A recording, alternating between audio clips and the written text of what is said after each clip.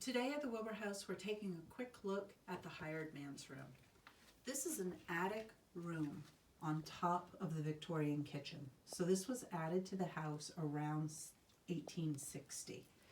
This is a place where servants would live. There is a staircase that connects down to the kitchen so that a servant could go from the kitchen to his or her room without entering any of the bedrooms of the family members.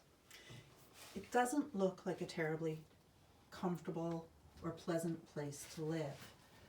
But if we look at the clues, we do see evidence that people tried to make this a nice home.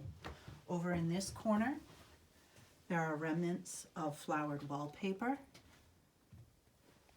And on the fireplace,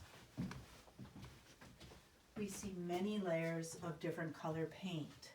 It's sort of a plastery layer right now, but there's red paint and green paint as well, indicating that over time, and here's some blue paint, over time this was painted many different colors and many people probably took their turn living in the hired man's room.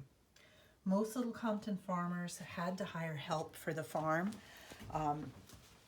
In the early centuries, sometimes that help came in the form of enslaved labor, when either Native people or African Americans were forced to work on these farms and were lifelong enslaved people. When slavery ended in Little Compton in 1816, everyone now had to rely on hired labor or indentured servants, and these rooms are the types of places where servants would sleep. In the late 1800s, and when this room was built in 1860, the labor force in Little Compton became more and more filled by immigrants from the Azores. So these Portuguese men and women came to the United States, settled in Little Compton. The women were hired to work in the house, and the men were hired to work in the fields, and these are the sorts of places that they would be given to sleep.